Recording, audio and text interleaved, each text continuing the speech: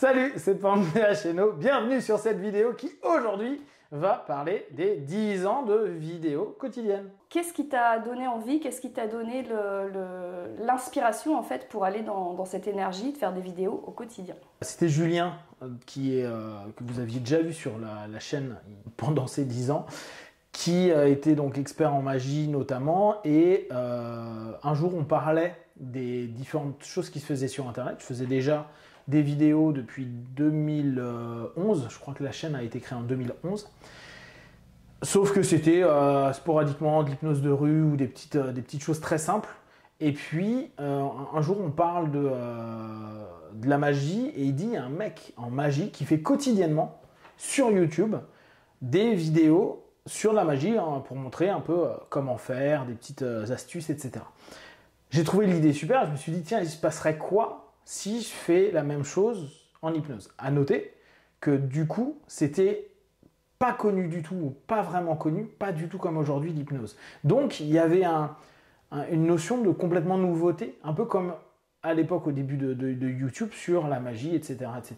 La chaîne YouTube et Cheno a été créée à peu près en même temps, c'est autour de 2011, à savoir que à la base Cheno c'est Hype and Ose, c'était motivez-vous, hype, stimulez-vous et osez. D'accord? Donc l'idée était d'aider des personnes qui, dans un premier temps, avaient fait des stages et des séminaires d'hypnose, mais n'avaient pas forcément compris, parce que malheureusement, beaucoup d'écoles d'hypnose donnent la moitié des infos pour que les apprenants fassent le niveau supérieur, et ainsi de suite. Et c'est une espèce de teasing continuel.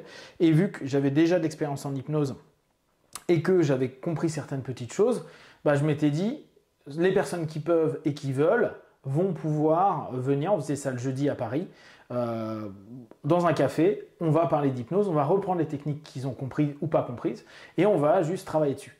Donc ça, c'était le début de l'hypnose. De là, on a commencé à faire de l'hypnose de rue également, donc à peu près à cette période-là, et du coup, j'y ai créé la chaîne Hypnose au départ. Donc c'est 2011.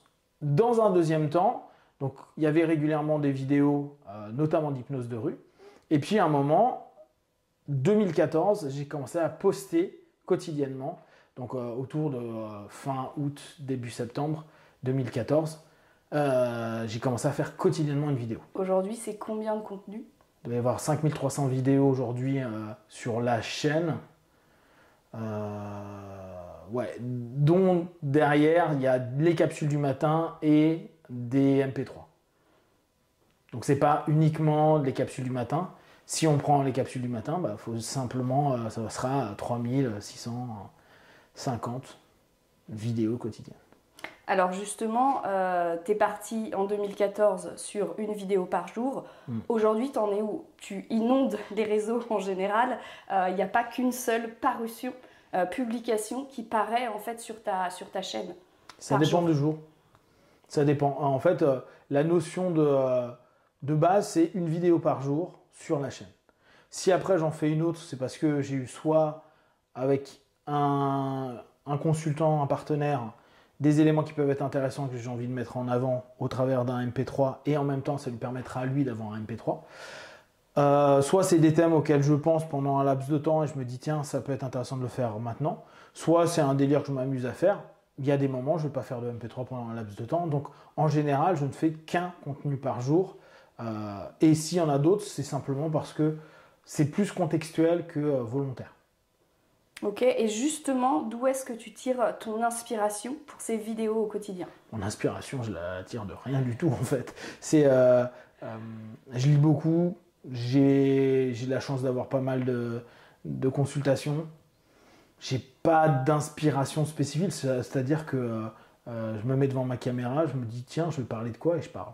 Parfois, éventuellement, le matin, vu que j'écoute la radio, j'écoute les thèmes d'actu et je vois s'il y a des éléments qui sont intéressants d'un point de vue accompagnement ou processus de pensée, processus cognitif qui peuvent être associés à l'hypnothérapie. L'hypnothérapie étant dans le sens premier de l'ensemble, bien sûr, du processus hypnotique, mais aussi l'ensemble des logiques psychothérapeutiques ou même psychologiques qu'il y a dans le quotidien de tout à chacun. Aujourd'hui, il y a beaucoup d'influenceurs qui préparent leurs vidéos. Toi, ça se passe comment concrètement? Je me mets devant ma caméra, Salut, c'est Pank de HNO. Et au bout de 10 minutes, j'éteins parce qu'il ne faut pas que ça dépasse 10 minutes. Parce que j'avais fait le test de un quart d'heure. J'avais même fait des vidéos de 20 minutes. En 10 ans, j'ai eu le temps de faire tous les formats possibles. Je veux partager de l'information. Donc pour revenir à la genèse, les personnes avec qui j'ai commencé à produire des vidéos, ou en tout cas pour qui j'ai voulu produire des vidéos, c'était des personnes qui étaient des hypnos, mais qui sentaient qu'ils n'avaient pas les compétences. Donc ils ne se lançaient pas dans leur cabinet, ils ne se lançaient pas dans plein de choses. Et je me rendais compte qu'en fait, dès qu'on voulait quelque chose d'assez intéressant, il fallait payer. Or, je pars d'un postulat que la connaissance, elle doit être gratuite. Oui, tu peux donner une prestation, une formation, mais dans l'absolu, pour moi, payer pour de la connaissance, c'est pas cohérent. Donc, je préfère tout donner gratos. Et si les gens veulent un travail plus spécifique, une formation, dans ce cas-là, ça va me demander, au-delà que juste partager une information, c'est-à-dire faire un enseignement, c'est former, c'est-à-dire corriger l'ensemble des personnes. Et moi, je fais une grosse différence là-dessus. La connaissance, l'enseignement, il doit être gratuit.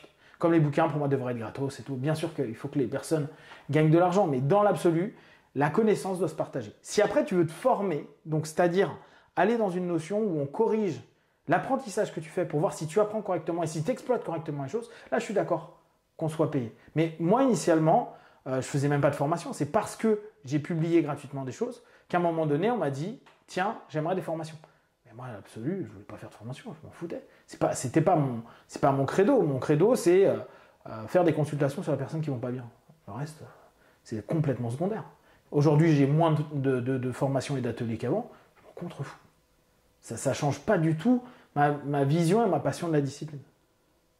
Et alors, les contenus que tu as envie justement de partager, que tu aimes le plus partager pour les internautes, c'est quoi ?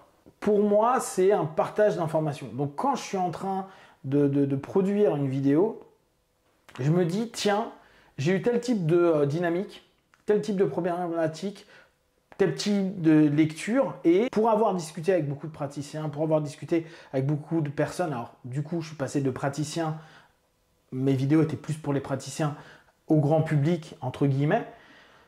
Mon idée, c'est est-ce que ça peut les aider d'un point de vue réflexif, d'un point de vue pratique. Donc, mon objectif, c'est de me dire, tiens, ça peut peut-être éveiller une étincelle, ça peut peut-être avoir quelque chose qui va être utile et utilisable pour eux. Mais j'ai pas, je préfère pas faire auto-amour ou auto-hypnose que parler de hypnose et manipulation. En fait, quand je fais une vidéo, c'est simplement que j'ai envie de faire cette vidéo-là. Je suis pas en train de me dire qu'est-ce qui pourrait faire plaisir à mon audimat. Je m'en contrefous en fait. Je fais ce que moi j'ai envie. Tu vois, justement, s'il y a un truc qui a vraiment évolué dans YouTube, c'est ça. Moi, j'en ai jamais eu rien à foutre des likes et autres. À un moment, la chaîne, elle a progressé d'un coup parce que c'était la période, parce que c'était la mode, parce que les gens cherchaient. Mais moi, du coup, je fais des vidéos pareilles qui a 10 piges. Je me fous devant mon PC. Ah oui, parfois je me mettais là, parfois je me mettais là, et maintenant je me mets là-bas. Voilà, c'est un grand changement. Donc, comme tu disais, sur les cadres, ça modifie énormément de choses. Je ne fais pas des vidéos par rapport à ce que les gens veulent. Je fais des vidéos par rapport à ce que je pense qui peut être utile pour les gens.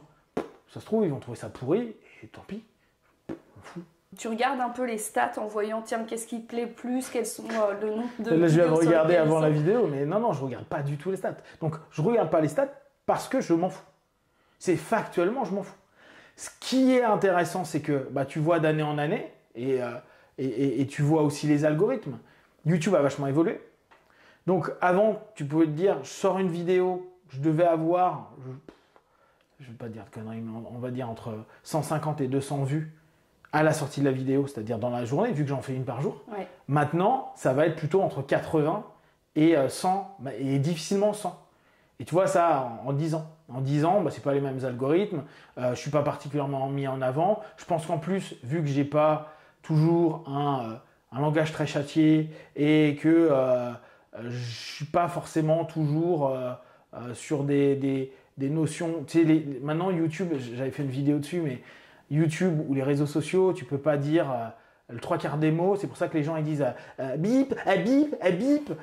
Ta gueule en fait. Tu vois. Donc vu que moi je dis les mots, je vais au bout parce que le mot est hyper important. Oui. Hein, le fait qu'on supprime le mot, qu'on n'ose pas dire un mot est odieux, et en fait donne inexistant quelque chose sur lequel les gens veulent parler.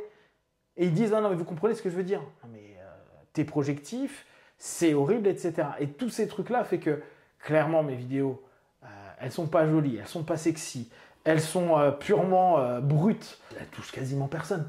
Mais moi, je le fais parce que le peu de personnes que je touche, je sais que j'ai du feedback.